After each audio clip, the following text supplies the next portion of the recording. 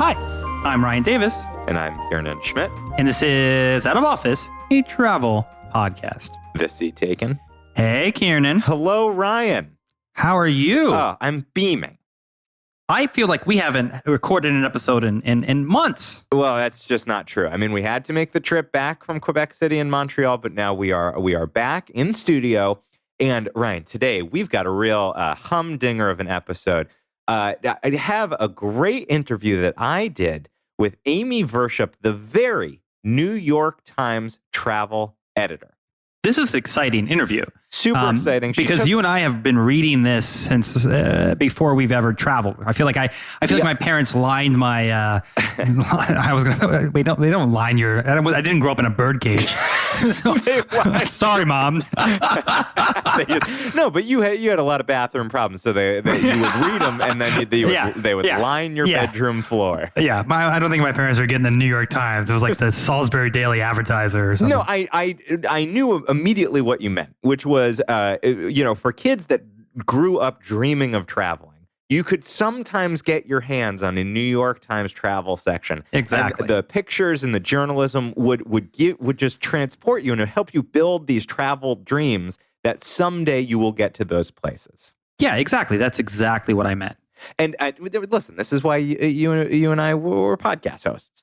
Amy took up the reins of the editorship of the travel section in 2018, and she has been working hard at reimagining travel journalism. We talk about that.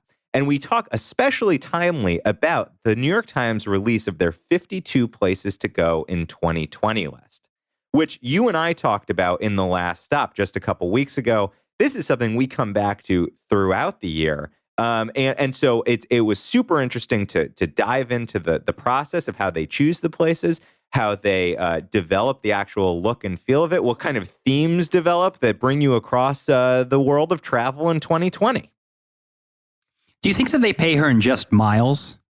I mean, if I were her, I would demand that. Yeah, they're just like, we were going to give you US dollars, but instead, airline miles. I would be like, I will take that. Thank you. Yes. No, I'm imagining the back and forth of them picking these 52 places to travel, very similar to trying to pick the editorial board, trying to pick who to nominate. Except it's like if you could nominate 52 candients. I believe the editorial they pick 52, right? Yeah, in the primary. Yeah, I don't know, Elizabeth Warren or Amy Klobuchar. What the funniest thing about that is that they called it the choice. Yeah. Let me tell you, here in the travel section, it is a much tighter ship. There is not one place beyond the 52 places they promise, one place for every week of the year. Well, I am super excited to hear Amy talk about this whole process. So I don't think we should be babbling on any longer. No, you know me. I'm usually pro babble, pro chatter up here at the top, but no, not today. First of all, we know she's going to listen, so we should button our shirts and bring our ties up because we want to show that the podcasting can be a legitimate travel journalism storytelling platform. So with that, Ryan, I'm going to suggest we take off and get right to the interview with New York Times travel editor Amy Virshup. It's time to take off. Tell the cabin crew. Flight attendants, prepare for takeoff, please. Today, I'm joined by Amy Virshup, who took over as travel editor at the New York Times in October 2018 with a mission to reimagine travel journalism. She's here today to talk about the Times' latest edition of the 52 Places to Go list, which our listeners know I wait for the whole year round. I sang it's the most wonderful time of the year when it got released.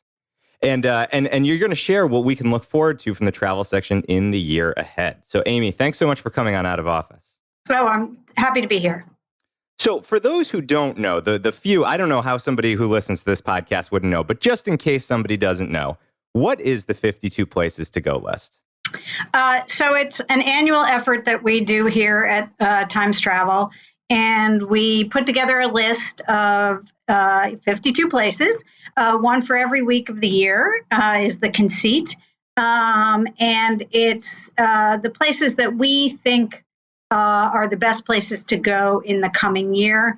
And the real emphasis there is on the coming year. so that they're not just great places, because you could do, Paris happens to be on our list this year, right? But you could do Paris any year. Yeah. But it's sort of why this year, why this moment is the time to go to these places. And that's really one of our guiding principles as we put the list together. Yeah, and I want to dive in deep on how that process looks. How long has the Times been putting out this list? Okay, so it didn't start out as 52 places. It started out as a list of places to go, and that actually dates back to 2006. And then it, over the years, kind of morphed. So some years it was 31 places to go. It's been as many as 53 places to go. And then it settled in on the 52 places in 2014. And ever since then, we've done 52, and that we basically plan on keeping it at 52, at least at the moment.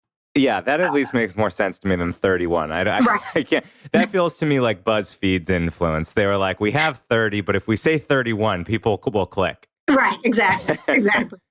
And so if you've had 5 years, 6 years proper of putting together this list, it feels to me like the process must be fairly baked or familiar to folks within the organization. Is that right? Yeah, although you have to remember, I've only been here. So last year was my first list. So this was just my second time through the exercise. And when I actually joined last year, the list was already in progress. So it's been, there was a big learning curve for me last year, and it continued this year because, you're always learning something new. But it's a somewhat standardized process. Yes. So take us through, when does it start? I mean, if you want to have a fully produced list to launch at the beginning of January, are you thinking about this, the January previous? Do you start in the summer? Well, not quite. We started the week after Labor Day. The whole travel desk, which is not that many people, there are about 8 of us. We went out to lunch. We went to K-Town here in New York and had Korean barbecue. And talked about the question really we posed at that point was, if you could go anywhere, where would it be? So that was more kind of a wish list as opposed to, a list driven by, as I said before, why this year. So it's just people saying, okay, I would love to go to X, I would love to go to Y, I would love to go to Z. And some of those places actually did end up on the list. And then we put out a call to all of the people who've written for us, generally in the last year, although if you, for some reason were a longtime freelancer who hadn't in the last year contributed to us, you also got the call. But our list of contributors, then also to all of the Times' foreign and domestic correspondents, to our friends who we know travel a lot. We don't solicit necessarily from the travel industry, but certainly they send us suggestions and we listen to them. And if we have, we don't do a blast to them, but if we're having meetings with people in the travel industry, which we do all the time, we say to them, where would you go? What are your candidates to be on our list? And then we get all those answers in, and we compile them into a big, long Google Doc. And then we start meeting and going through that Google Doc and saying thumbs up, thumbs down. Sometimes, places will get suggested by numerous people. And then that's kind of when you have like 4 different people telling you that, X is a place to go in the coming year, that those generally tend to make the list. Although I will say there was one exception to that this year, and I actually wrote about it in a piece I did about choosing the list, which was Antarctica. And, a lot of people are going to Antarctica. Antarctica is very, very hot. The number of people who are projected to go this year is about 75,000 people, which is not like a big number in the scheme of things. But it must be up tremendously year over year. It's up from 50,000 in 2018, 19. Wow. So that's an enormous jump. Yeah. And it, while I totally understand people wanting to go there, it gives me a little pause. And, it made me think, okay, can Antarctica sustain that kind of growth? And, the people who are going there, I've talked to a number of people who run cruises down there because that's how most people go. They say, yes, it's being managed well, that kind of thing. But it did give us pause, and we decided not to put Antarctica on this year. Do you ever, are you ever considering an article about a destination, a full standalone article, and then say, you know what, let's bank that for the 52 places list?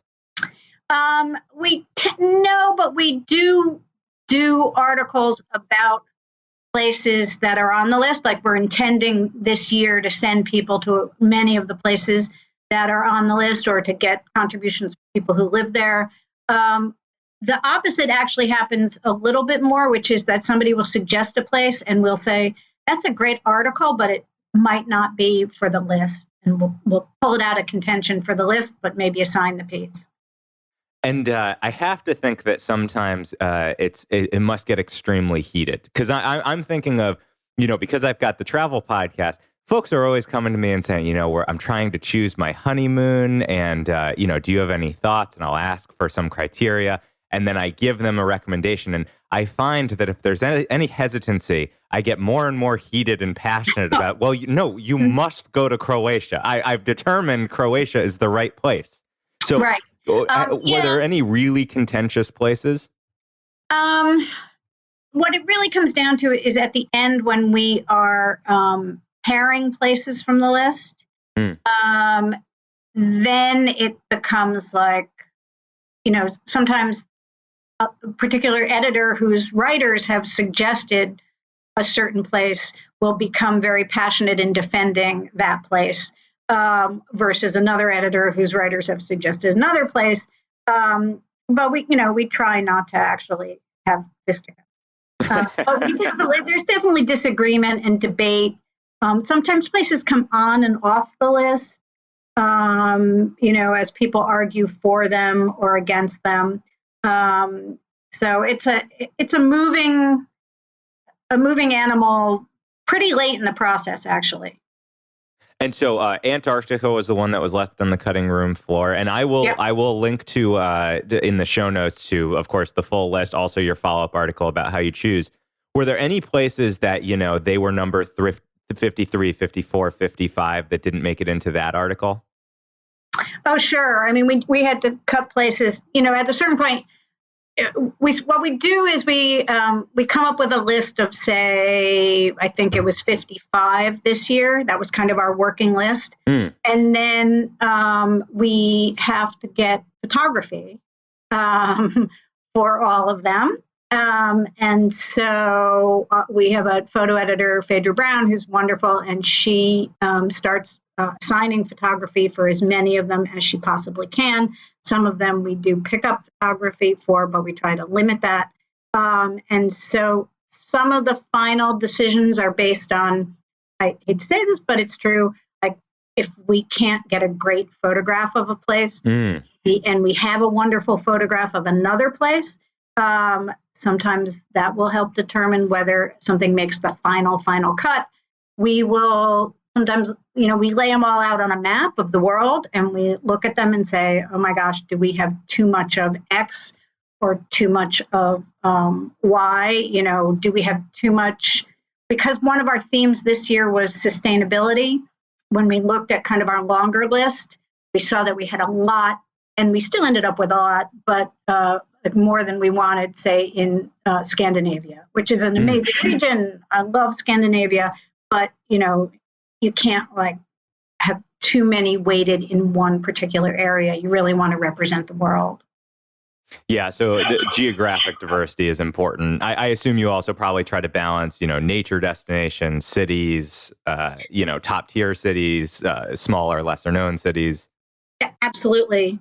We have themes that kind of develop over time. And this year really like history and sustainability were sort of our top two themes. But we also, as you say, we want to get culture in there first. So, for example, we have Oberammergau, which has the passion play that they do every 10 years. Mm-hmm. So like that's on the list because that's a significant cultural event.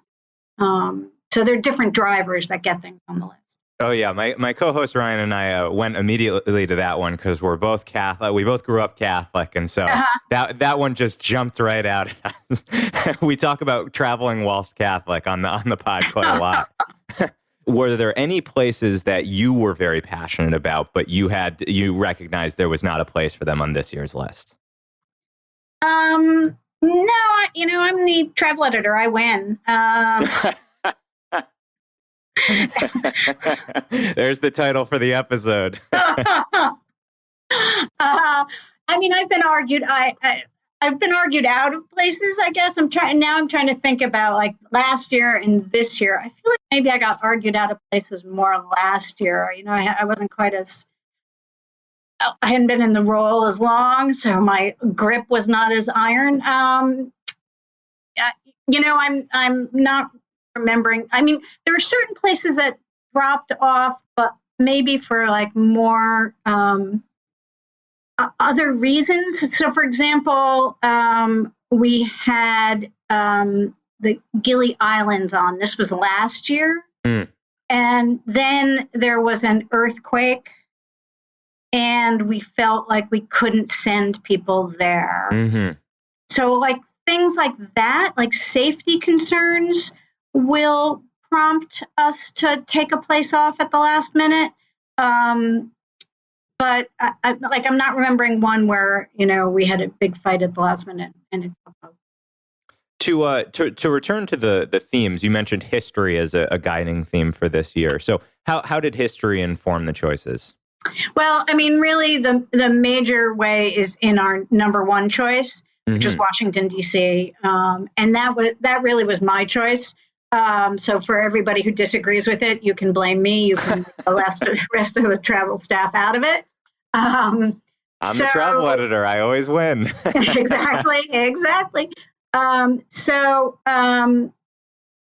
With Washington, D.C., we wanted to mark, there were two reasons. We wanted to mark the 100th anniversary of suffrage for women in the United States.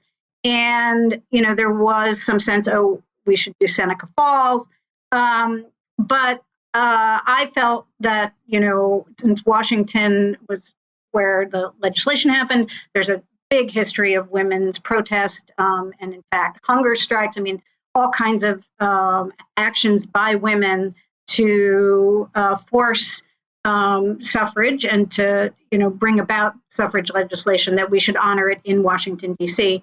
And then that was also tied in with this year's election, which, of course, we expect to be contentious, is already contentious. And to make the point that Washington, D.C. really is the capital for all of us, and it really doesn't matter what your political persuasion is, that it belongs to everybody. And when you look at the list, Washington, D.C., as you said, was number one this year. Do you consider the list a ranking? Is Washington, D.C. the number one destination for 2020, or does that just happen to be? Obviously, you're going to get a lot of attention on the number one, but do you go through and really slot, okay, this deserves to be number 50, this deserves to be number 30? No. Number one, we definitely believe is the number one place. Like that's an actual pick. But after that, they really have to be in some order. And so it's really dependent on, a mixture of things, including, having different kinds of photographs next to each other, having different parts of the world next to each other, so that it's not, we don't want to do all the Caribbean in one place and then all of Western Europe in another. So we really want to have a mix of experiences as you go through the list. So that it's really the number one spot is the number one spot. And then after that, it's really just because they have to be. And as you said, you could make an argument for Washington, D.C., for Paris, for, New York City, for any kind of great city around the world to be on it every year. So what does it take to get one of those known destinations to get a slot on the list? Is it that they have to be, some part of these guiding themes that develop?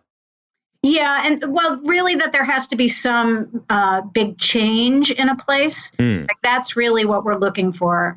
Is there something going on that is different, exciting, could change the nature of a place? Last year, New York made the list, and the reasons we put it on the list were the opening of Hudson Yards, which was a whole, new section of the city. The redesign of MoMA was opening. The new TWA hotel out at Kennedy was opening. So there was like a kind of a confluence of big things happening that got New York on the list last year. DC, as I said, because of our focus on history and suffrage, made it this year. Hong Kong made it last year. Because of its new connections to mainland China, the tunnel and the bridge. And, in our item, we actually said, that could change Hong Kong in ways that are still to be imagined. And of course, we didn't imagine what is going on there this year. Yeah. Do places ever come off the list because of geopolitical unrest? Sure. Yes, I mean, like safety is definitely a concern. I will say, like this year, we have Egypt on the list. Mm-hmm. We considered putting Egypt on the list last year, and it didn't go on because they hadn't finished. There's a big new museum that's supposed to open in Egypt, and it hadn't. It looked like it was not going to open last year, so we didn't put it on. But I think Egypt is one of those places where you look at it and you say, okay, is it safe to go to Egypt now? And that was definitely a concern as we were thinking about it. And it does feel like someplace people can go again. And so to dive in on this year's list, even more minutely, so I noticed one thing that is talked about throughout the 52 places is how different destinations are dealing with over-tourism. And that's something we investigate on this podcast quite a lot. We've had Washington Post's Hannah Sampson come on and talk about how, the creative strategies that places are taking to deal with over-tourism. So were there any destinations that stood out to you that made it onto the list that you felt were addressing this issue in a way that we should know about, that maybe other places could emulate? Oh, yeah, definitely. I mean, that was there are a number of places on the list that are on because of the way that they're dealing with tourism and trying to maintain their environment. So, for example, Slovenia is on, and something called the Juliana Trail in Slovenia specifically is on. And Slovenia has, in fact, done a very good job of trying to manage tourism and to direct people to different parts of the country. So the Juliana Trail is a hiking trail. And it's one of their efforts to get people to explore different parts of their country and not necessarily all be in one place. Haida Gwaii, which is in British Columbia, an island that is the Haida First Nations people are doing a really great job there in trying to manage their tourism, bringing people in small group tours, not allowing big crowds to come in, and so being able to maintain the natural beauty of their environment. Yeah, I loved, of course, having a travel podcast, it's always kind of a report card for me when I look at the list, how many places I've managed to go. And I was thrilled to see the Julian Alps on there. Because that's one of the places, I think I actually hit 9 this year, which feels pretty good. Wow, that's good. Where have you been? A bunch. Lima, Peru. I'm looking right at the list. Well, obviously all the big, Washington, D.C., Paris, Kuala Lumpur, Krakow, Glacier National Park, which I was thrilled. I want to lobby you to always have a place for an American national park on the list. I would suggest maybe Alaska should be next year.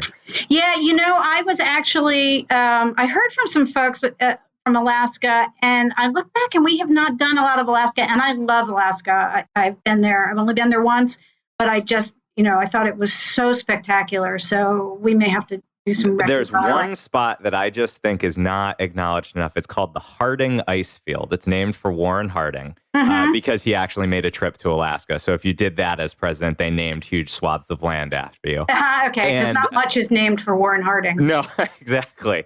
And maybe Warren Harding Jr. And and it's on the Kenai Peninsula, and it is otherworldly. It is very rarely visited. But anyway, there were further places on the list. Austin, Texas, I was glad to see that that made it on the list. That's obviously become hugely popular, especially with folks in their 20s and 30s. That's like bachelor party central now. Yeah. But of course, the list itself this year has added a lot of places to sort of my bucket list. Mongolia has long been a place that I've dreamed of going. I listened on a road trip to the audiobook of a book called The Dinosaur Artist, which was all about the illegal fossil trade. Oh, wow. And Mongolia and in Ulaanbaatar, the capital, has a gorgeous, huge dinosaur fossil museum that I think is just supposed to be spectacular.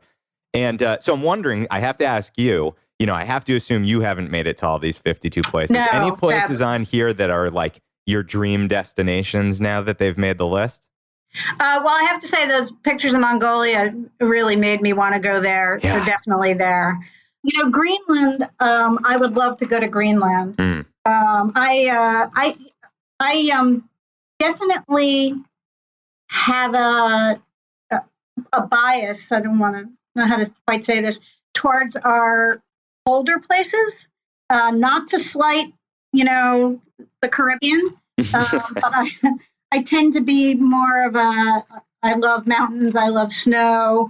So a lot of those places I really want to go to. I also really want to go to Belle Ile in France. I was in Brittany and I just loved it and fell in love with that landscape and would like to go back there and explore that more. The picture that we have of Uganda, which of course you can't show people on a podcast, but is this unbelievably beautiful landscape with a waterfall pouring down, made me really want to go to Uganda. And I, in general, want to go to Africa more. That's kind of one of my goals for my traveling. I thought Lesotho was a very interesting choice. Yes, and a tiny country most folks haven't heard of because it's completely engulfed in South Africa. Yeah, no, it sounded so incredible. I really, I thought that was fascinating. I also, I'm kind of haunted by Grand Isle, Louisiana, and the idea that, this incredibly beautiful place where birds are migrating and coming and finding, refuge as they make their journey, may be disappearing. So that's one that's definitely on my list. A major topic that my eyes were open to through the list was the national parks in China. Because Yes. I feel like so often coverage in the West about China is about how bad the conservation efforts are. But this story really says, no, they're starting to make investment and protect these areas because they see the tourism possibilities. Right. And, and that's one of the things that we do with the list. In that sense, it's almost a little activist, which is that we want to encourage places, almost reward places and say, we're seeing what you're doing. So like China with the national parks, or then in Sabah in Malaysia, that we want to, there's a choice perhaps between palm oil plantations and conservation. And that perhaps if more people go, that choice will tilt towards conservation. Or in Brazil, the Atlantic forest, same thing. That tourism might be a way to help battle deforestation. So, we make those choices very consciously to try and encourage places. Now, you've mentioned a couple times the role of great photography in the list. And I do want to talk just for a few minutes about how you physically lay out the list, because it's something I always look forward to see how you're going to reinvent. Often you have moving ambient video. that will bring a destination to life in a way that a still photo couldn't.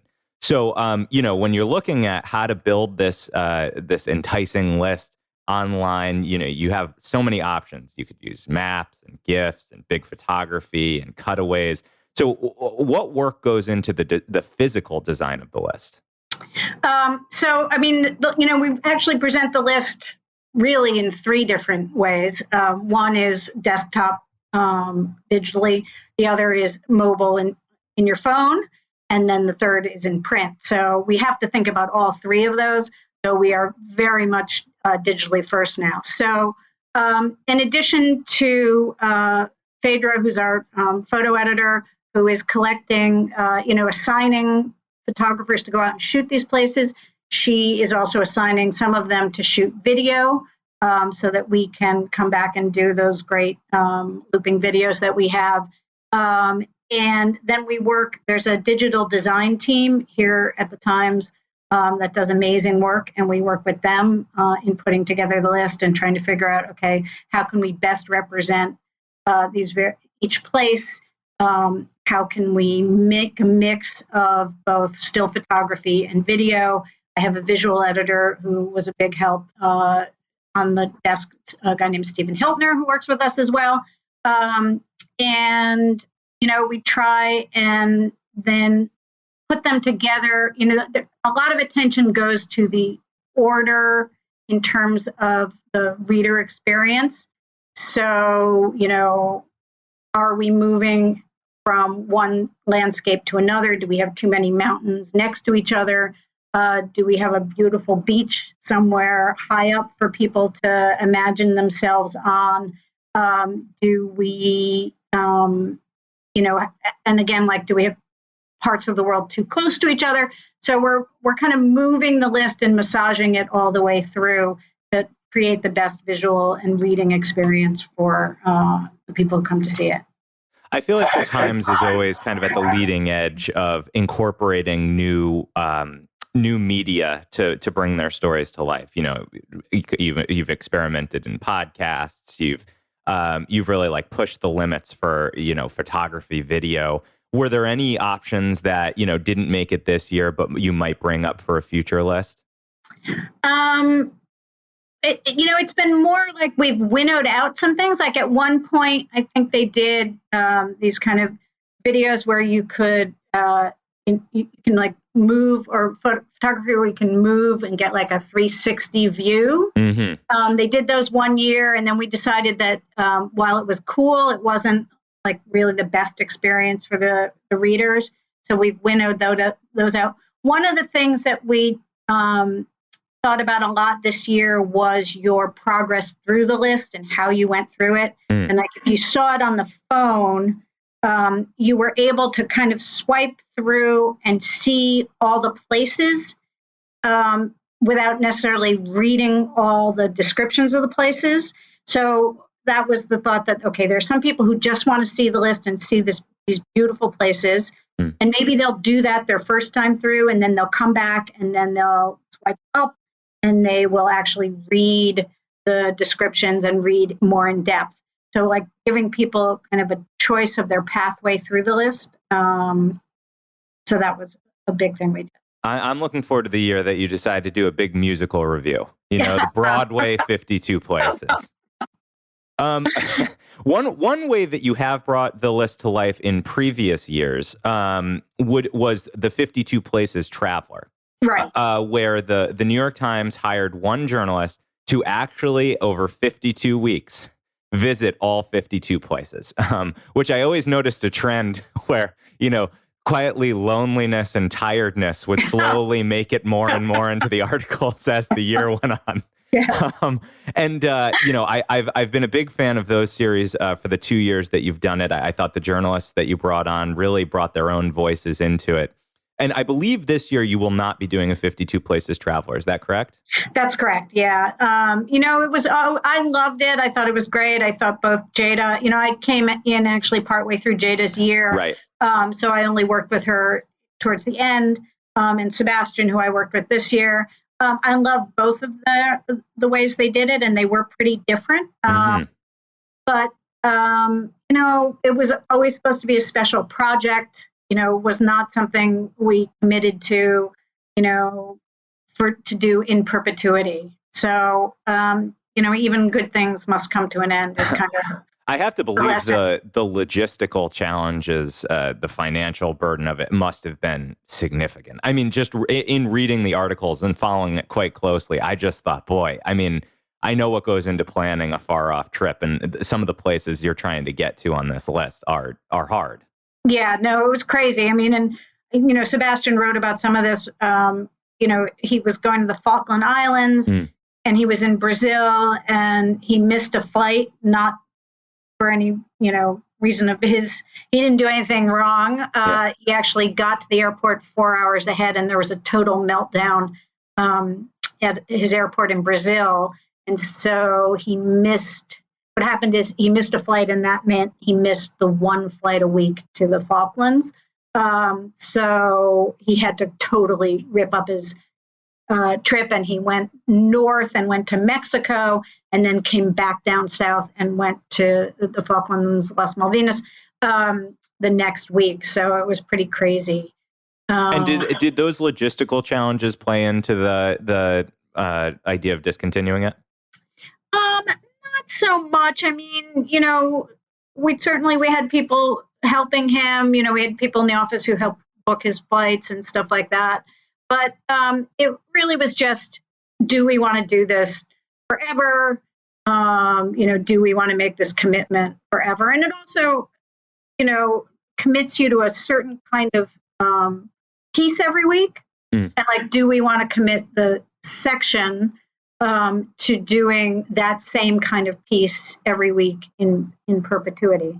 And this gets a little bit away from the list and our topic today, but one of the things we're doing a little less of, and one of the things that has been my mandate, is do a little less of the, we're going to parachute somebody in, and they're going to give their, 4-day impression of this place. And it does lock you into doing that every week.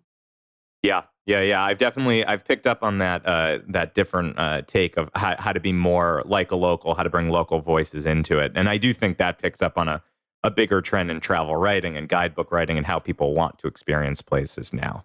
Yeah, absolutely. So one thing that the 52 Places Traveler did, and turning to the year ahead, it kept alive this list and kept it kind of vibrant and ongoing, and it kind of stood the test of all 52 weeks. Is there going to be any follow-up to the list itself? Can we expect to see some of these places, enriched in further articles? Oh, absolutely. I mean, we have people who are already, assigned articles on a number of the places on the list. So yes, we will be coming back to them. I mean, we think there are 52 great places to go this year. Why would we stay away from them, right? Right. No, you can't go there. So yes, expect us to come back and visit these places and tell you more in depth what they're like. I like to use these lists as I always, bookmark them and come back to them if I have a week or 2 weeks and my wife and I are kind of looking around for where we might consider going. I go a couple years back. I look through all the lists. It's kind of joined those resources like that Whopper 1,000 places to see before you die, or the Lonely Planet guides that are like, every place on the planet you could ever need to see. And I always find inspiration there. So looking away from just the 52 places list, and we can end here, is there anything coming in the year ahead on the pages of the travel section of the New York Times that you could tease here, give us a little peek behind the scene? What surprises do you have in store?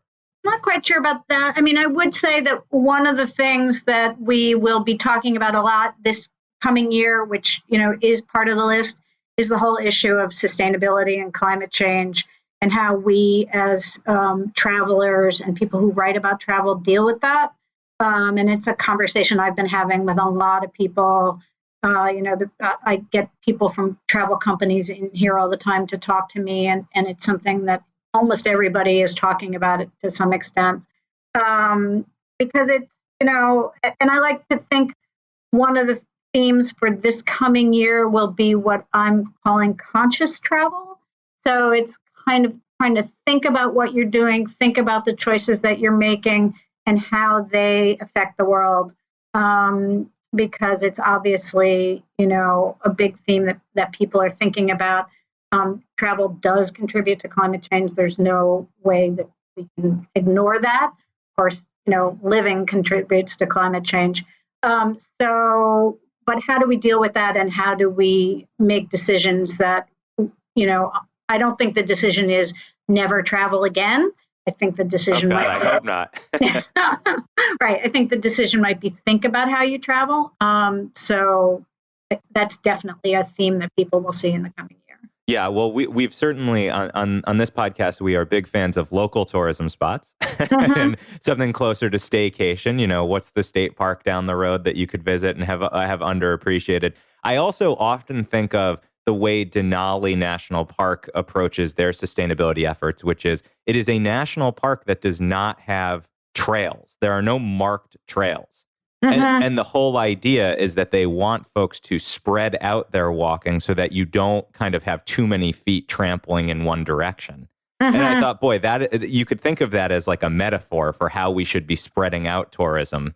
And I think the 52 places goes a long way towards pointing travelers to places that can bear new folks and put places on our radars where we might not necessarily go. And I think that goes a long way to making sustainable travel as well. And it's interesting how sustainability really, I was talking to somebody yesterday, actually, who made the comment to me that, last year when he was having conversations with people about travel, it was all about wellness. And like suddenly wellness disappeared and it's all about sustainability. So are you telling me my Goop travel tour is canceled next month? I had the cruise package already.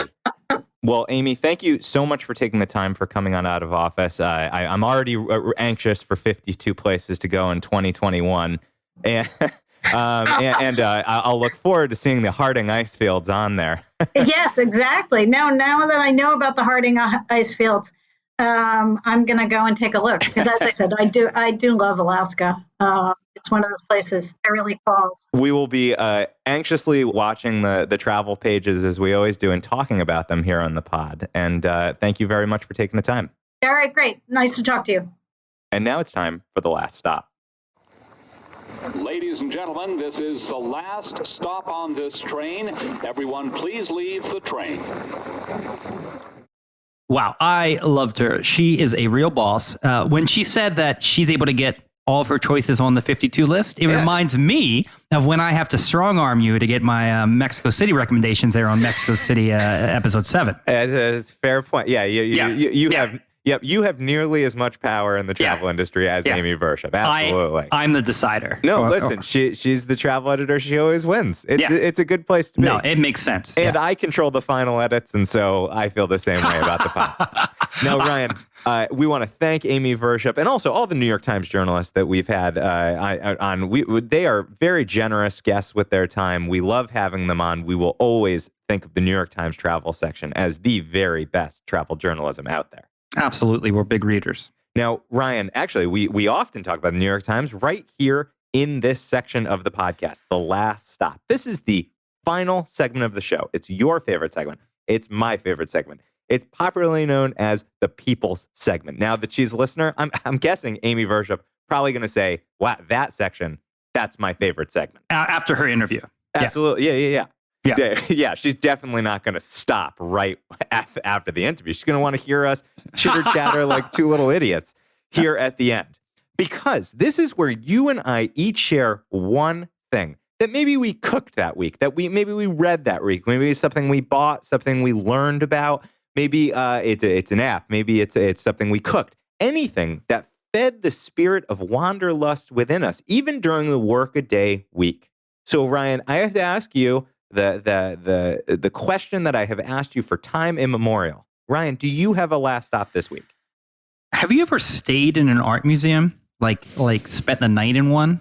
No. I know the American Museum of Natural History does sleepovers in New York, but no, I have never slept over in a museum. But this sounds very cool. So weird thing I was in Louisville lately. And I was in Louisville, and I'm kind of going down one of the main streets, and I look over, and there is a massive golden statue of a naked man, just a massive gold naked man statue. And I'm like, that's strange. A bit of a go-go boy. Oh yeah, but Greek. I'm like, that's strange because you don't necessarily see a lot of contemporary gold statues downtown Louisville. No. And I asked my driver, I said, "Sir, what is this massive sculpture?" And he's like, "Oh, that's the Museum Hotel." And I was like, "The Museum Hotel?" And lo and behold, there is a small chain of hotels based out of Kentucky called the 21C Museum Hotels. And they currently have hotels in cities that you wouldn't necessarily think there would be museum hotels. Bentonville, Arkansas, Cincinnati, Durham, Nashville. These cities all have these 21C museum hotels. And there is a 24-hour contemporary art museum, and not a small one either, like 4 or 5 pretty big gallery spaces that are available 24 hours a day, whether you stay at the hotel or not. And you can tour this museum hotel.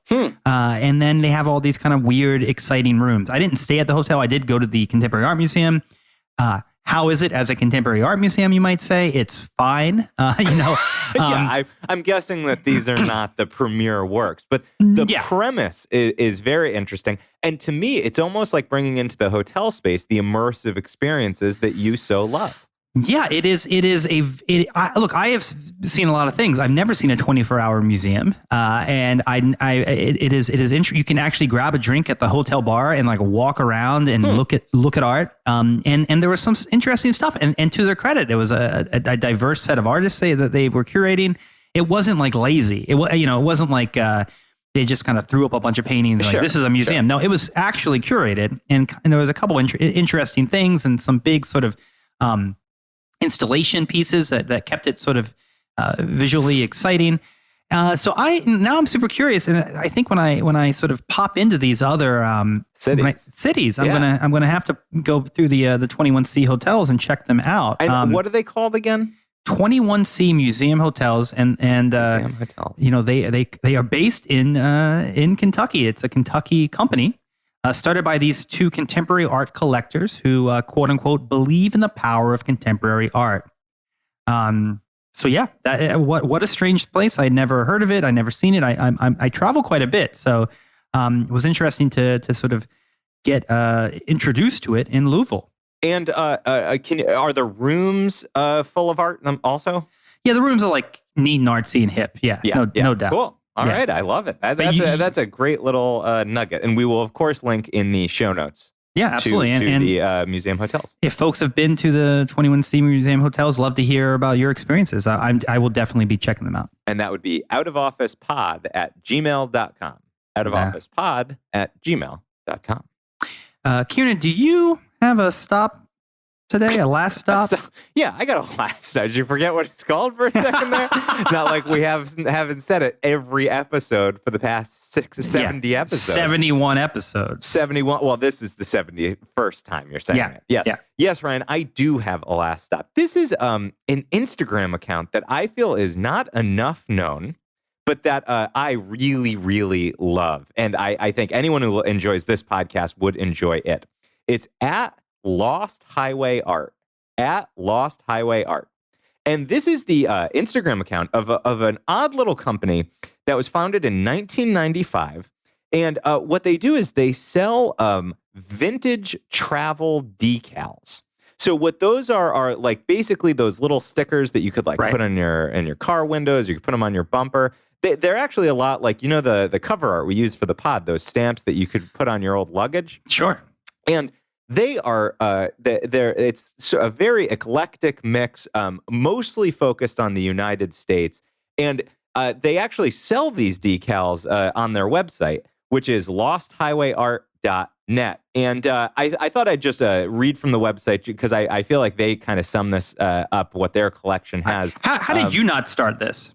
No, I'm aware. And how have I not bought them out of all of these crazy, colorful, fun cartoons that celebrate all the kind of odd corners of the U.S. And what I love is every day it feels like a new stop on a road trip across the United States. And it's especially exciting when it has a vintage decal featuring a place that you've been, and it's fun to share it with people that you've been there with. Yeah, right now I just see the Petrified Forest, which I love. Yeah, you love. Of course, you stole Petrified Rock from it. I did not. It's bad luck. Exactly right. You remember. Very good. Mm-hmm. So the Lost Highway Art Company is your online resource for original vintage souvenir travel decals. And it says souvenir travel decals are a part of America's automotive vacation and touring history. They were made and sold by the untold millions during the golden age of highway travel, 1945 to 1970. Today, they have virtually disappeared, except here at Lost Highway Art Company, where we offer the largest available selection of vintage water-dipped travel decals from locations across the country. And Ryan, if you're browsing them a bit, you can see, right? Like they're very colorful, they're very evocative of a certain time, and they're like nothing else that I see on my travel-heavy Instagram feed. Yeah, these are lovely. Do they have like the legal? How do they get the rights to do this? Well, I think that they are basically showing their wares. I mean, you can click through and actually purchase these if you want. I'm just curious. Like some of these, like I wonder if they were originally trademarked by like these random towns. Oh, I don't know. That's interesting because as you're saying, they do. Many of them feature kind of full states, and so you might get one that has like the icon of the state on it. Like there's a Utah one with like a Pioneer covered wagon and the beehive that Utah associates with itself, kind of its logo. Mexican hat Utah. I've never heard of that before, but this is what I'm saying. You learn about all these kind of roadside attractions, that maybe they no longer exist, or maybe there's still that kind of weird corner thing that you wonder how they make ends meet. And I will tell you, it is a great place that if you are looking for a gift, you go to the website, you could buy one of these vintage travel decals and give it to somebody who's passionate about a particular state or national park or little corner of the United States. So I love this Instagram feed. I really like this store. I am actually just starting a little decal collection here, and they're very reasonable price, like many of them under $10. Well, so they hit that PPP. What's a PPP? Price. Oh, for the ultimate souvenir. Yeah. We call them the 3 Ps, not the PPP. Sorry, the PPP. Yeah, you're right. That sounds like a trade agreement that Trump would have vetoed. I think the PPP agreement is what he made with Russia before he was president. Am I right? Oh, that's a PP. That's right, ladies and gentlemen? That's a PP agreement. Ryan, this was going so well. Our this is a classy New York Times. She could still be episode. listening, and we've taken it there. Yes, it hits all 3 Ps of my ultimate souvenirs, which are 1, you remembered it, price. 2, portability, right? Like this is just a little decal. You can fit it in any suitcase, any pocket. And thirdly, prestige. No, it's something like you always think it's prestige. It's potency. Potency. And I always make the joke. I always make the joke about potency, and yet you never remember. Yeah. Yes. So it's a highly potent image that just brings you back to a place, reminds you of a beloved place that you've been here in the United States. So again, one last time, it's at Lost Highway Art. I'd love to get this guy on for an interview, talk about this great little vintage collection he's got. I think if anybody can do it, you can. I believe in you. I'm typing the emails away. Now, Ryan, I want to talk about what we're going to speak about next week, which is a favorite topic of both of us, which is street food. Oh my gosh, I love street food. It's street food is some of the best way to experience a place, but you do have to be careful about what vendors you're trusting and going. We've all made that mistake. Yeah, exactly. And you want authentic local street food. So we're going to talk about sort of the philosophy of street food, the tactics for how to find the best ones.